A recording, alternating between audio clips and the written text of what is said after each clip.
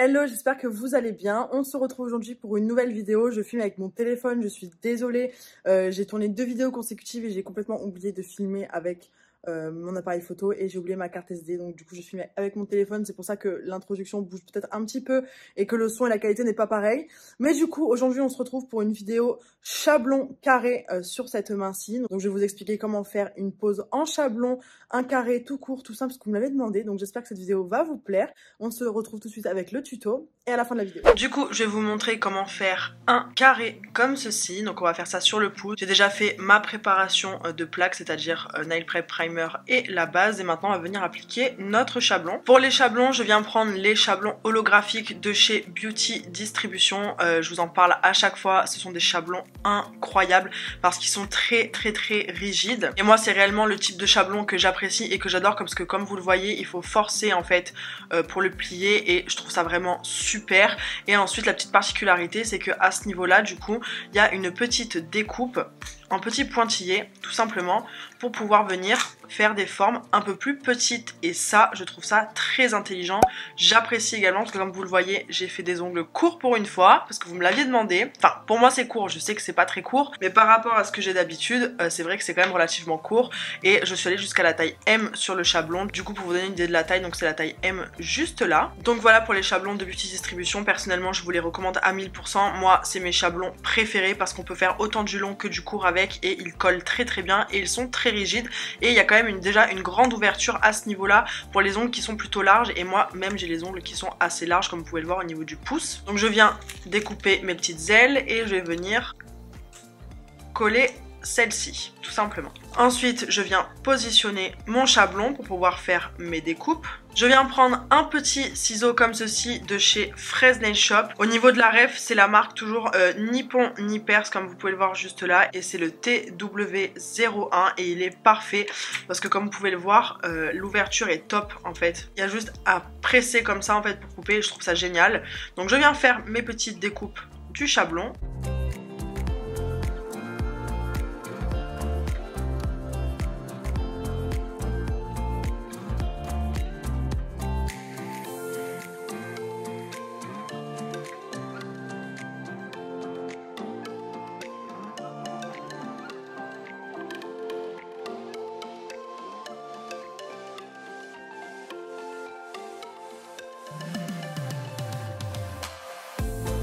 Voilà, une fois que mes découpes sont faites, je viens positionner mon chablon sur mon pouce. Je viens coller les 2 petites ailettes ici.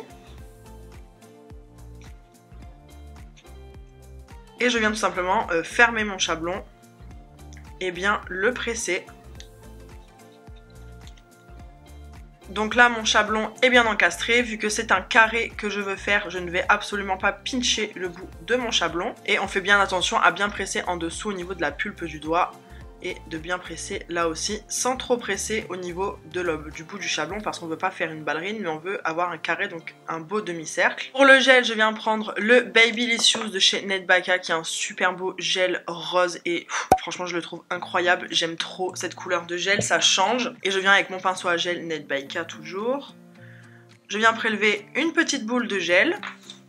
Et je vais venir faire mon extension, donc je viens placer ma bille de gel et je vais venir simplement la déplacer pour créer mon extension carrée.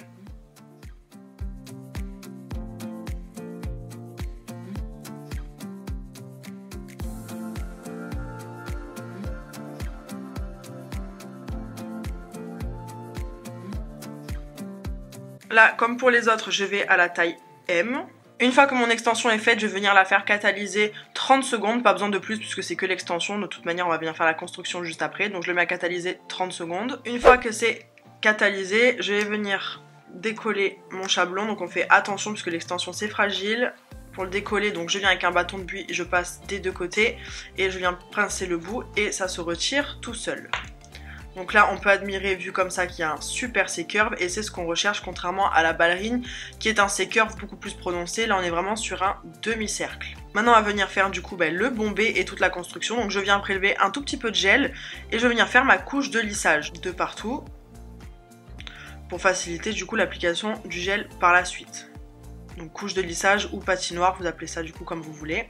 Et moi je viens le faire en une fois, donc je viens prendre une boule de gel comme ceci et je vais venir la déposer sur mon ongle. J'essore un peu mon pinceau et je vais venir tout simplement faire ma construction et déplacer ma matière. Donc vu que c'est un gel qui est épais, il ne coule pas, et ça quand on débute, bon, même non, moi c'est des gels que j'utilise tout le temps parce que je trouve que c'est beaucoup plus facile, mais justement même quand vous débutez, là vous avez vraiment le temps de déplacer votre matière sans que ça coule. Ça veut dire que je peux rester vous parler comme ça, même si j'ai mis une couche de lissage, ça ne va pas couler dans tous les sens et on peut rattraper sans problème. Donc je viens m'approcher proche des cuticules, donc je fais des petits rebonds comme ceci. Donc là, de profil pour l'instant, ça donne ça, mais on va venir étirer notre matière. Donc pour ça, je viens et je place mon gel comme ceci. Vous voyez là, il y a une petite bulle qui est en train de se créer. Je vais venir avec mon petit bâton en bois et la percer tout simplement et venir retravailler mon gel pour l'enlever. Donc on déplace et on voit encore le creux de la petite bulle. Et on le déplace jusqu'à ce que la petite bulle s'enlève et il n'y a plus de petite bulle. Je regarde de profil, je commence à prendre mon bombé et je viens étirer le gel, et ce gel il se travaille super facilement, et comme on peut le voir du coup il manque un peu de matière au niveau de l'extension. Donc je reviens prendre une petite bille de gel que je viens déposer à ce niveau là et je vais venir tout simplement faire ma jointure, donc rejoindre les deux et de l'autre côté. Parce que comme vous le voyez, c'est un gel épais, il a besoin d'être travaillé, il ne se place pas tout seul comme les gels qui sont auto-égalisants. Donc on n'oublie pas de regarder bien dans tous les sens. Là on est pas mal, on a notre bombé, notre extension, le gel est assez bien lissé, donc on va venir le faire catalyser 2 fois 60 secondes. Pourquoi 2 fois 60 secondes? C'est parce que c'est un gel cover, qui est un gel donc du coup cover, mais du coup qui est rose, donc un peu plus pigmenté que les covers comme vous pouvez le voir que j'ai sur la main droite. Donc pour être bien sûr que ça catalyse en profondeur, je le fais catalyser 2 fois 60 secondes. Mais avant de le faire catalyser 60 secondes, je vais le mettre une première fois 10-15 secondes dans la lampe et je vais venir avec mes petites pinces à pincher que j'ai trouvé sur le site de Fresnail Shop, et on va venir pincher du coup pour bien resserrer la parallèle. Donc je le mets 10-15 secondes et je ressors appliquer ma pince. Je viens placer ma pince. Donc on fait bien attention de bien prendre le point de stress également. On appuie à ce niveau-là, faut pas trop appuyer à ce niveau-ci parce qu'on veut pas un coffin, on veut rester sur un carré, donc sur une demi-lune, mais que ce soit un peu plus curvé. Et cette fois, je vais venir le faire catalyser une première fois 60 secondes comme ça, et la deuxième fois sans la pince. Maintenant que c'est catalysé, je vais venir dégraisser. Et on va pouvoir commencer le limage. Pour ça, je viens prendre ma ponceuse avec un embout emery de chez Fresnail Shop de type grain 150, et je viens placer ma ponceuse à peu près sur 20 000 tours. Donc je commence par faire mes parallèles, mes cuticules, mes parallèles. Donc je commence comme ça, comme ça, comme ça. Et après je vais venir dégrossir les petites irrégularités et finir à la ligne.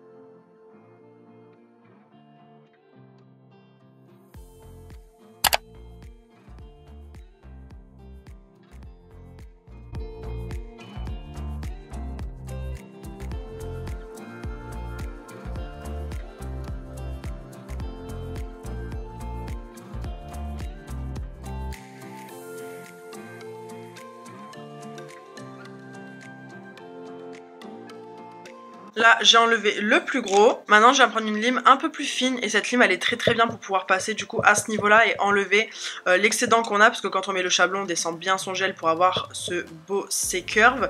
Et c'est plus pratique d'avoir une lime qui est très fine comme ceci. Donc là, je vais tout simplement remonter mes parallèles. Donc on met bien sa lime à plat et on vient remonter.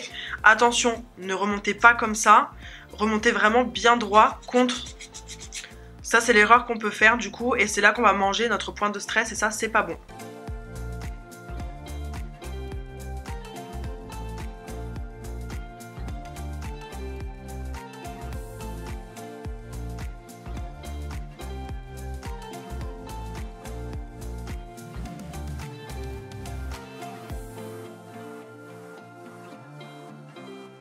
Une fois que le limage il est quasiment terminé, donc là on peut voir qu'on a un très beau C-curve, une très belle demi-lune, et comme vous pouvez le voir, ça ne doit pas être plus épais qu'une carte bleue à ce niveau-là. Là au niveau du bombé on est très bien, on a notre plateau, notre bombé qui part tout droit, de face on est bon et de l'autre côté on est bon aussi. On va juste venir à ce niveau-là bien faire carré. Donc on vient bien mettre sa lime à plat et bien faire carré. Comme ceci, je viens encore dépoussiérer et je reviens avec mon embout emery, je vais mettre la vitesse à 5 rpm et je viens tout simplement faire mes finitions. Donc je reviens à ce niveau là pour affiner, comme vous pouvez le voir. Je viens affiner au niveau des cuticules parce que doit y avoir du gel, mais ça doit être très fin à ce niveau là. Donc je viens tout simplement passer mon embout emery tout doucement à 5 rpm et je viens affiner mon bombé et mes cuticules. Je viens également de haut en bas pour enlever les dernières petites irrégularités et lisser le tout. Donc on exerce la même pression.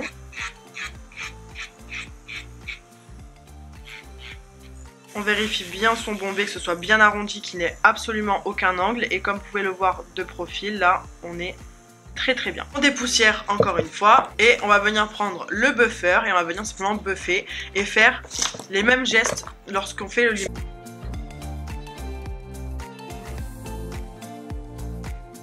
Et c'est très important de buffer avec le grain qui est le plus épais, donc le grain 100 ici, pour enlever toutes les petites irrégularités qu'on peut avoir de la lime. Et après on passera avec le côté 180 pour bien lustrer, ça facilitera l'application de la couleur.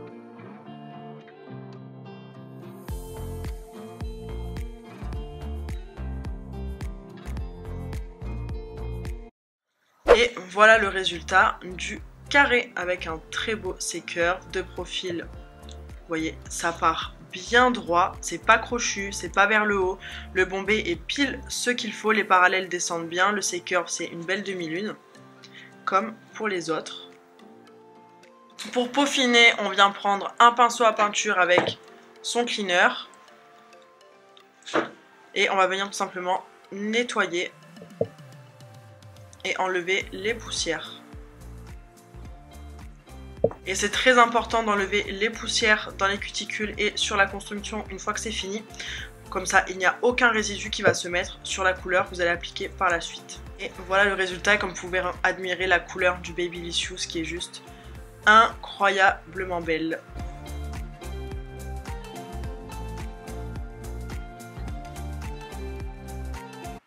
Et voilà, j'espère que cette vidéo vous aura plu. N'hésitez pas à me dire en commentaire ce que vous avez pensé de ce petit tuto, si vous allez reproduire ça, si vous faites déjà comme ça ou si je vous ai appris quelque chose. En tout cas, ça m'a fait plaisir de vous montrer ma technique à moi. Si cette vidéo vous a plu, n'hésitez pas à la liker, à vous abonner et à activer la petite cloche pour ne rater aucune de mes prochaines vidéos. Et on se retrouve mercredi prochain à 18 h. Bisous!